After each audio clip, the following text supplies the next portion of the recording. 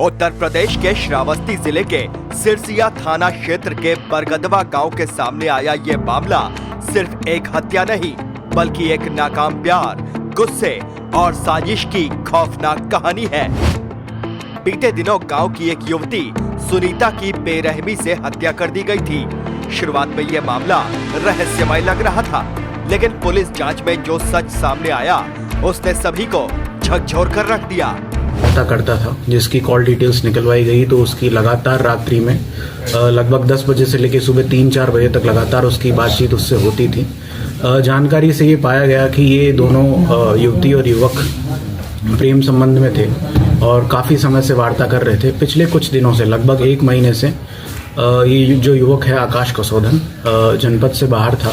बताया जा रहा है कि पूना चला गया था और इसी बीच लड़की कई और युवकों से बातचीत करने लगी। इसकी जानकारी आकाश कसौधन को प्राप्त हुई। गांव के ही लोगों से आकाश कसौधन को ये भी जानकारी प्राप्त हुई कि उक्त युवती की इसके घर वालों ने कहीं और शादी भी तय कर दी है। तो इससे ये क्षुब्ध होकर इसके मैसेजेस का लड़की रिप्लाई नहीं करती थी, फ़ोन नहीं उठाती थी। तो 31/12/2025 को ये युवक आकाश कसौधन पूना से जनपद श्रावस्ती में सिरसिया में आया था और अपने घर आया था। वहाँ उसने 1 तारीख को अपने चाची की लड़की की बर्थडे पार्टी अटेंड की और रात में लगभग 2 बजे तक सारे लोग घरवाले साथ में थे। जब घरवाले सारे लोग सो गए तो रात्रि लगभग 2 से 5 के बीच में उक्त व्यक्ति आकाश कसौधन की जो लोकेशन है अपने गांव जोखवा से निकलकर वो शाहपुर बरगदवा की तरफ गया था।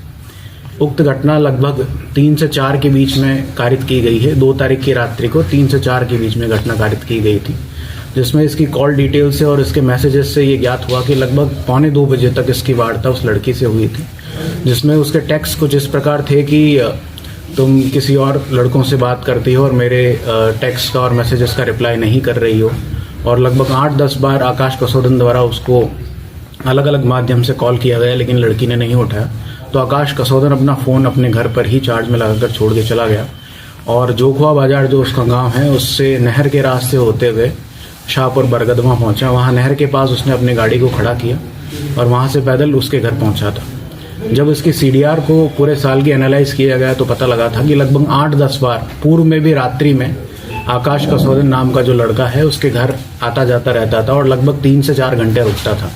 आकाश कसौधन को सारे रास्तों के बारे में मालूम था और उसके घर में कौन से कमरे में लड़की सोती है, कौन कहाँ सोता है, किस प्रकार से दरवाज़ा खुलेगा, इसकी सारी जानकारी उसको थी।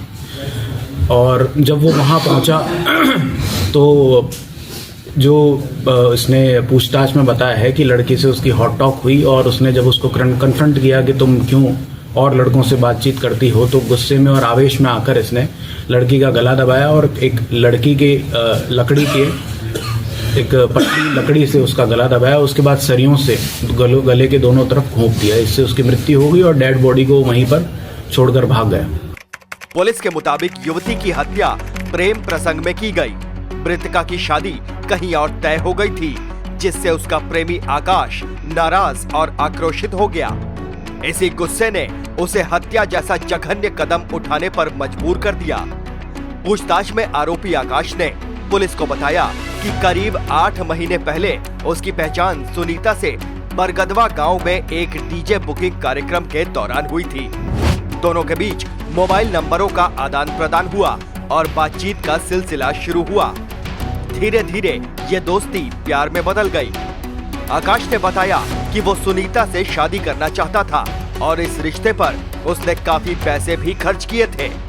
लेकिन कुछ समय बाद उसे पता चला कि सुनीता अन्य लड़कों से भी बातचीत कर रही है और उसके घर वाले उसकी शादी किसी और से तय कर रहे हैं। करीब 20 दिन पहले जब आकाश को सुनीता की शादी की पक्की जानकारी मिली तो वो भीतर ही भीतर गुस्से से भर गया। आरोपी उस समय पुणे में काम कर रहा था। 31 दिसंबर को वो विशेष तौर पर गांव लौटा और सुनीता से मुलाकात की। मुलाकात के दौरान सुनीता ने बताया कि उसके परिजन उसकी इच्छा के खिलाफ उसकी शादी करवा रहे हैं। इसी बातचीत के दौरान आकाश ने हत्या की साजिश रच डाली।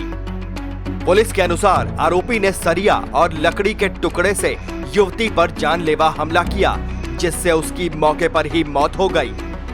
वारदात को अंजाम देने के बाद वो फरार हो गया। हालांकि पुलिस ने तेजी से कार्रवाई करते हुए आरोपी आकाश को गिरफ्तार कर लिया है और हत्या में इस्तेमाल किया गया सरिया और लकड़ी का टुकड़ा भी बरामद कर लिया गया है। फिलहाल आरोपी को न्यायिक हिरासत में भेज दिया गया है और पुलिस मामले की आगे की जांच में जुटी हुई है। यह घटना एक बार फिर सवाल खड़ा करती है, क्या प्यार जब जिद और अहंकार में बदल जाए तो उसका अंजाम सिर्फ तबाही ही होता है? और क्या रिश्तों में जबरदस्ती और गुस्सा किसी की जान लेने का अधिकार दे सकता है? श्रावस्ती से आई ये खबर समाज के लिए एक चेतावनी है, जहां मोहब्बत के नाम पर नफरत और हिंसा ने एक मासूम की जिंदगी छीन ली। आप इस मामले पर क्या सोचते हैं? अपनी राय कमेंट सेक्शन में जरूर लिखें।